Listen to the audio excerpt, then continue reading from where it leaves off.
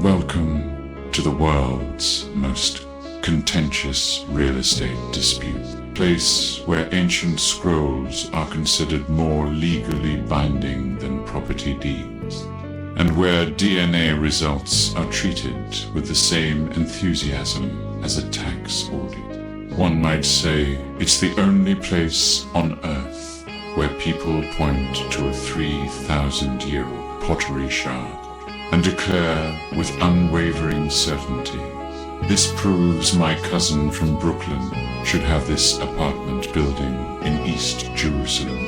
In 2010, a group of scientists committed what can only be described as an act of academic impertinence. They published actual genetic data about Jewish populations in the prestigious journal Nature.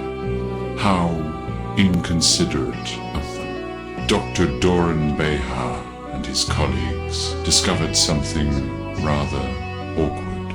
Ashkenazi Jews, who comprise approximately 90% of American Jews and nearly 50% of Israeli Jews, showed substantial European genetic ancestry. One might say their DNA was pointing more toward Krakow than Jerusalem. The 2022 study by Waldman and colleagues went further, suggesting that Ashkenazi Jews derive approximately 40 to 50% from European sources. How inconvenient. The European component shows greatest similarity to Southern European populations, particularly Italian. One wonders if their ancestors would have required GPS navigation to locate the Western Wall. Imagine the cosmic irony of claiming ancient birthright to Palestinian territories, when one's genetic profile suggests their ancestors were more likely enjoying pasta in Rome than dates in Jerusalem. For those who find these scientific facts distressing, I can only offer the cold comfort that reality rarely conforms to our preferred narratives.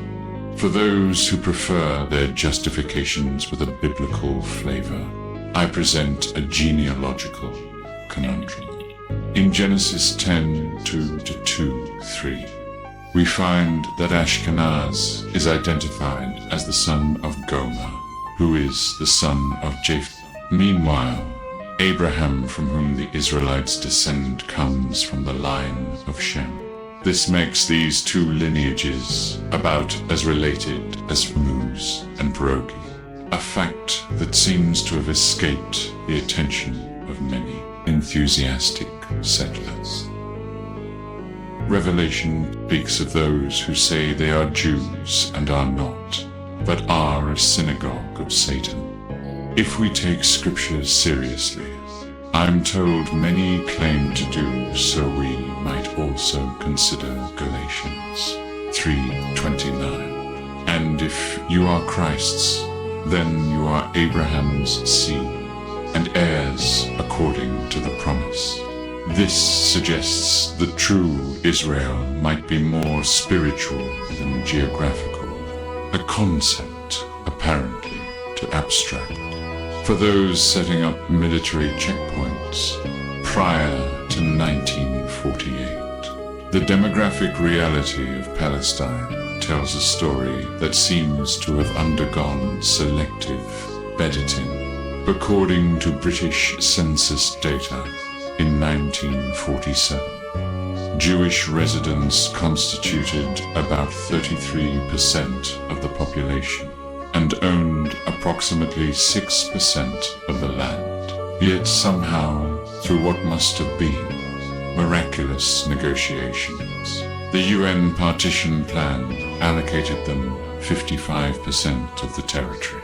By 1949, after what Israelis call the War of Independence and Palestinians, approximately 750,000 Palestinians had been displaced and over 400 villages destroyed. Nothing says homecoming quite like ensuring the previous residents can't come home. Between 1947 and 1949, the Christian population of Palestine was reduced from approximately 140,000 to 55,000. Cities like Haifa and Jerusalem, which had significant Christian communities, saw dramatic reductions.